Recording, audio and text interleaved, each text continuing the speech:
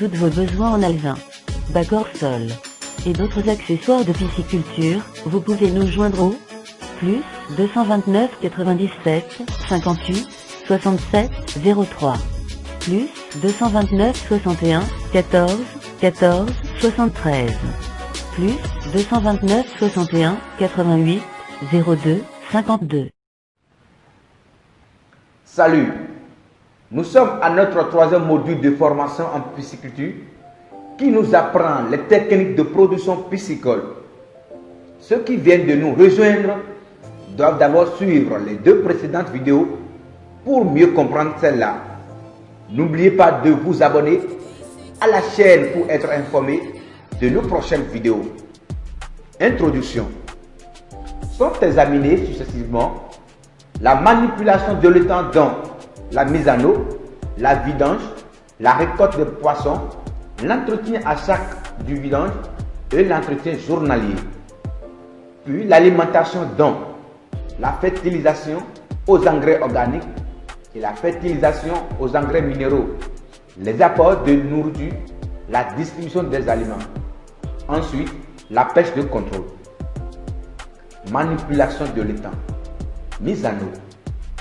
Lorsque l'on remplit pour la première fois un étang, on laisse couler l'eau doucement de telle sorte que les digues s'imbibent lentement et progressivement, qu'elles se tassent au fur et à mesure que l'eau monte, supprimant ainsi toute porosité.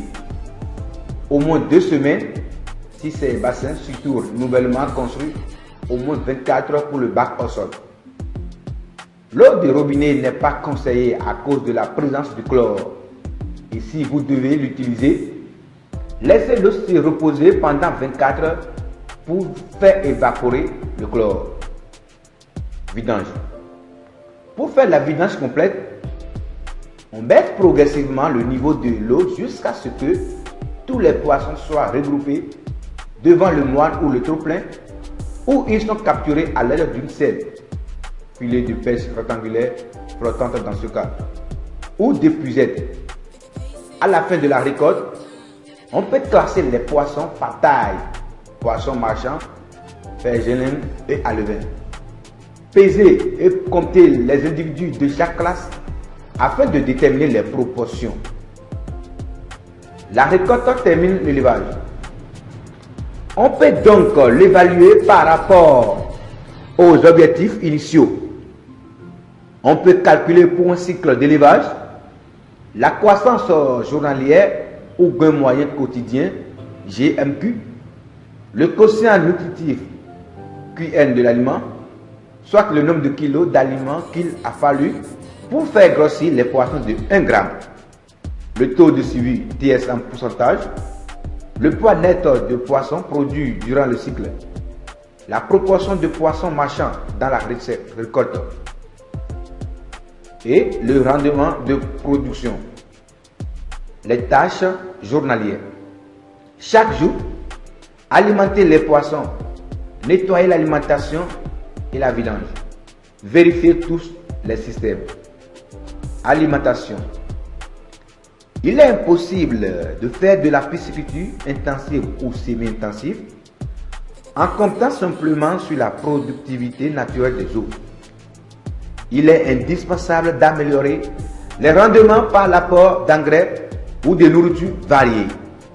Dans ce cas, il faut toutefois faire attention de ne pas surcharger les eaux en déchets, faute de quoi on obtient rapidement un déficit en oxygène et la mort des poissons.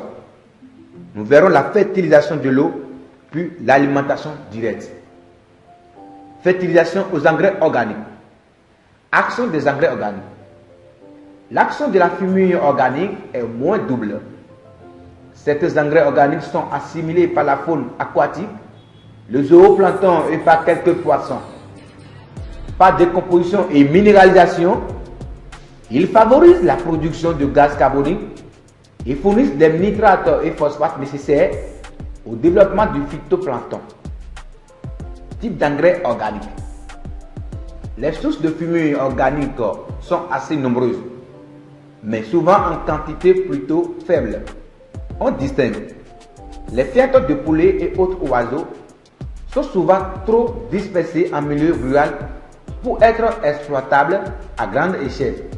Par contre, la proximité d'un élevage avicole à grande échelle est une richesse pour un pisciculteur. Le fumier de porc, qui n'est utilisable que par les non-musulmans. L'association porcherie et pisciculture est très intéressante par les rendements et les facilités qu'elle procure.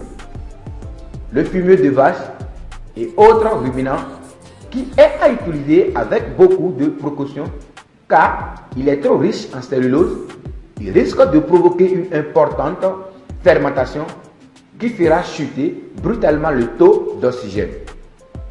Les composts sont composés de végétaux relativement tendres comme les feuilles, herbes et plantes aquatiques, qu'on mélange à des matières fécales d'oiseaux, porcs, herbivores ou humains, ou qu'on arrose de sulfate d'ammoniac. Épandage d'engrais organiques. Les épandages doivent être uniformes pour éviter toute concentration fâcheuse. Le choix des engrais est fixé par la disponibilité et le prix, si possible nul. Chaque engrais doit faire l'objet d'essais pour vérifier sa productivité et son non-nocivité. Pour éviter une asphyxie des poissons, on peut réaliser un test où l'on mesure le taux d'oxygène dissous en fonction des doses d'épandage. Fertilisation aux engrais minéraux.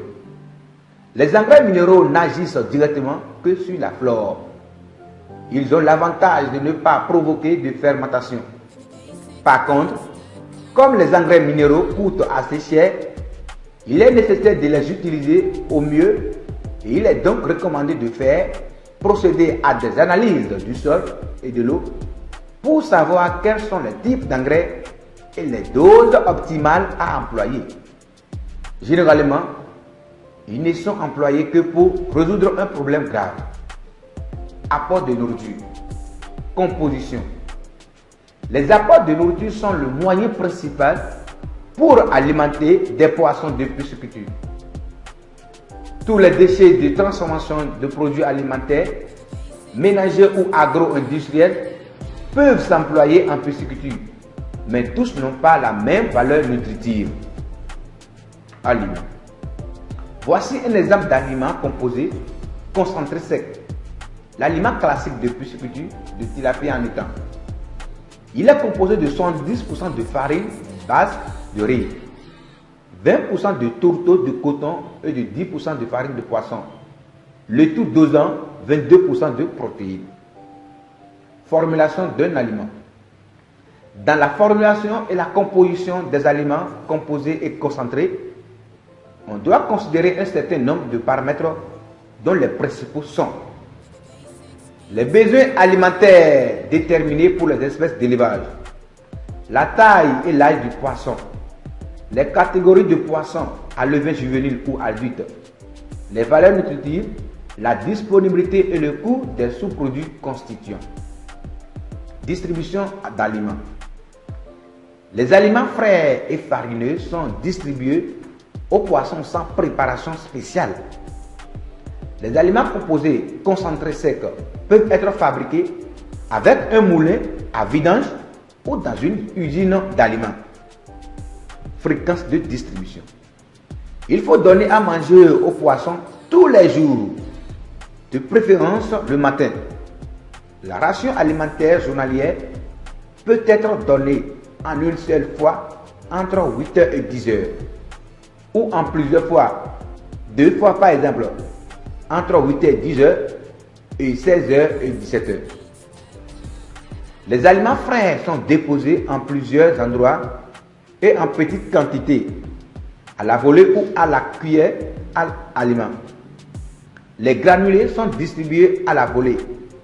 Parmi ces granulés, certains sont flottants et d'autres semi-flottants, c'est-à-dire flottants pendant un certain temps avant de couler. Pêche de contrôle. La pêche de contrôle consiste à vérifier le calibre des poissons. L'objectif est de connaître le poids moyen individuel permis, le nombre approximatif d'alevins et en outre de vérifier l'état de santé des poissons, de corriger les erreurs de séchage et d'éliminer si nécessaire alevins, femelles et espèces parasites indésirables. C'est la fin du 3e module. Laissez vos questions en commentaire ou écrivez sur notre page Facebook Aquatic Life Council. N'oubliez pas de vous abonner pour ne pas rater le prochain module qui présente la méthode de pisciculture. Merci de votre aimable attention.